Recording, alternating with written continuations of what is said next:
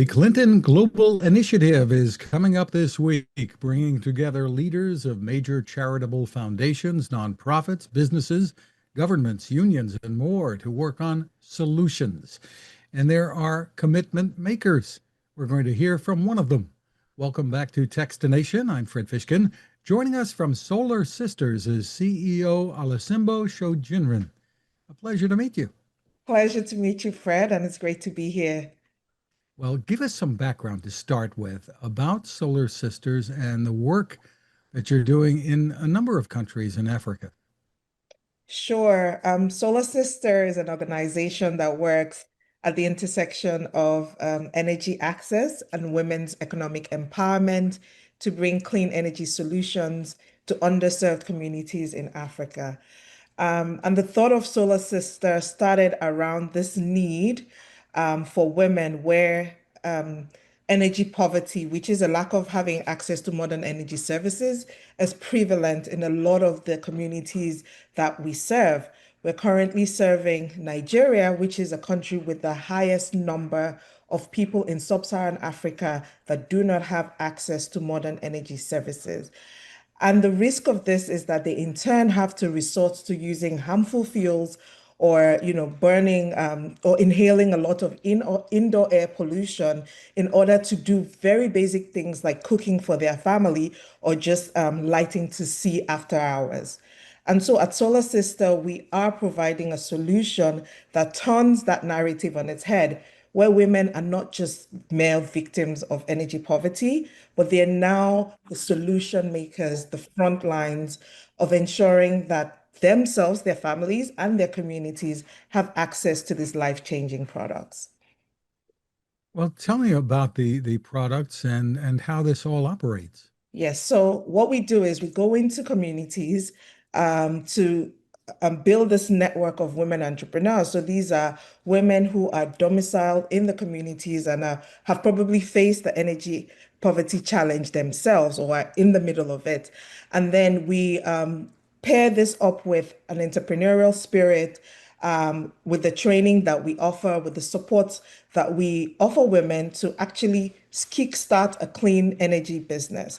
So this is not just solving the solution of energy in their communities, but it's also providing economic opportunity for themselves and their families. And Solar Sister has been doing this now since 2010. So we've been doing this for over 15 years.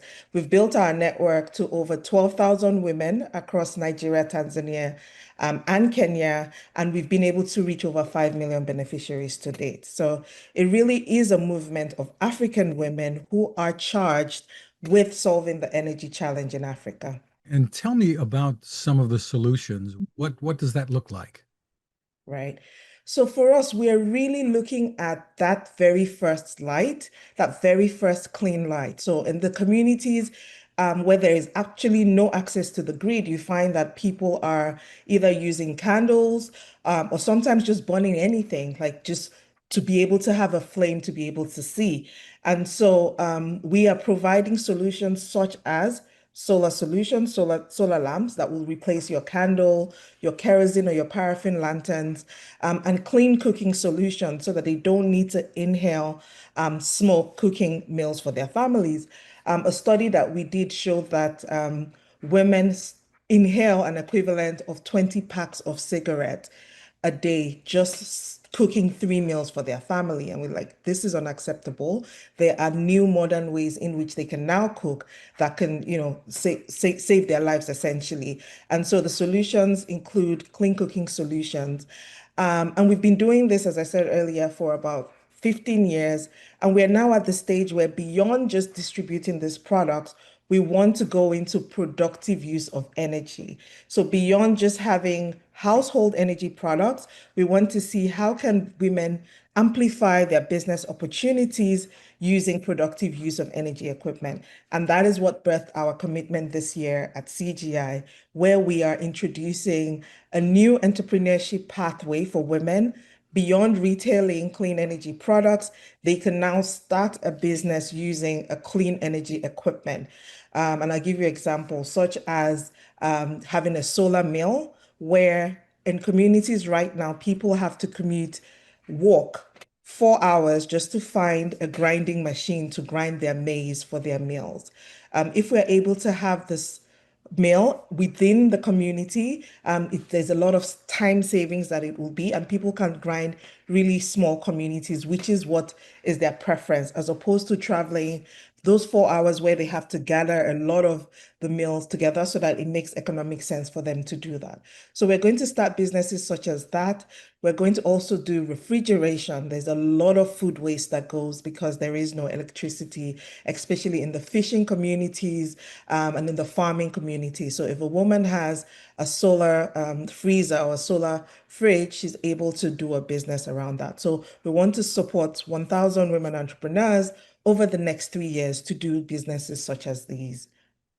That sounds remarkable. Now, are we talking about the solar panels as we know them here in the US and battery storage, or what are we talking about? So we're talking really small scale solar solutions, but that are used for productive use. So I know here it's in the US, there's really this household rooftop solar is what is really prevalent. But I'm talking about an equipment, a solar mill, a milling machine that is connected to probably one solar panel or two solar panels and will give enough power just to power that machine, essentially giving that the use of that machine in the community. And A for standalone solution.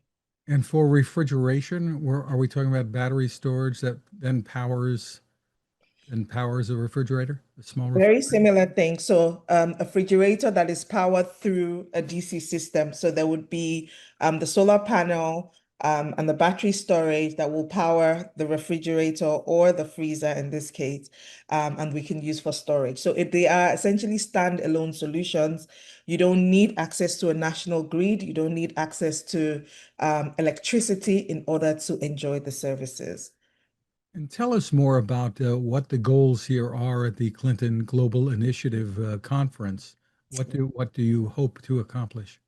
So at this conference, again, it's to amplify what we already do locally in our communities, which is knowing that if there is a solution, if there is like a challenge that we have locally, we believe that it is us, African women, who will be in charge of solving those challenges. So really locally grown, local solutions that help improve the state of things in our communities. And when we do see a challenge, we hope that solutions such as this will address it head on.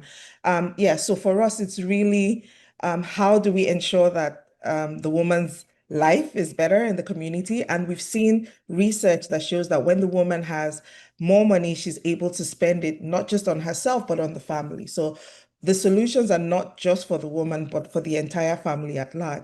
And we've even seen evidence that beyond the family unit, the benefits of just switching to a clean energy solution goes to the entire community. We've seen health outcomes, we've seen education outcomes where children are able to study better.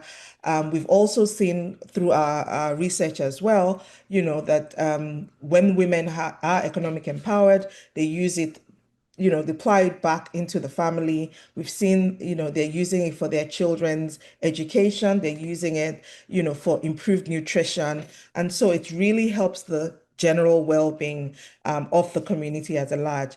And again, we start chipping at these numbers and we begin to see, it having the larger effect of improving the communities that we serve.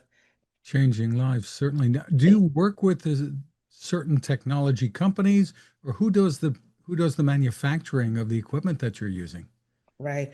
So for us, I mean, we are agnostic in the sense that we don't produce any products, but we do have very strong partnerships with product manufacturers in terms of the clean energy and also tech solution providers as well. So when it comes to the lighting, we are part of the Global Off-Grid Lighting Association, who ensures that there is certification in this space and there are quality standards. Because the last thing you want is a woman in a remote community distributing a product that breaks down. So trust is very tied to the products that we distribute, and we have to ensure that they are all quality verified products in this community. So we partner with a range of providers for the lightings, some providers like D-Light, Sun King, BioLight. For the clean cooking, we have providers like BioLight again, Burn Manufacturing. These are all our supply partners who, through us are able to extend their distribution to the very last mile. Well, is there a place that we can all to learn more about what you're doing? Yes, you can please visit our website. It's solarsister.org. And there you would learn a lot about our women entrepreneurs themselves. You would see their resilience, their creativity, how they've been able to overcome so much just to start, run, and grow this clean energy business. And they are very conscious of the climate effects. They are the energy experts in their community, but beyond that, they are also advocates of the positive effects of climate change. They're climate ambassadors. They're educating people on what the effects of switching to clean energy is and how they can reap the benefits in their communities. And so it's really, and they have their sisters to lean on because every solar sister is part of a sisterhood. We're able to share. There's peer learning happening amongst the entrepreneurs, but we're just able to kind of galvanize all the work that we're doing up until where we are making a dent in solving the solution. Again, that website is solarsister.org. Olasimbo Sojinrin, congratulations on the work that you and the whole team are doing, and thank you for spending time with us. Thank you, Fred. It was great to be here.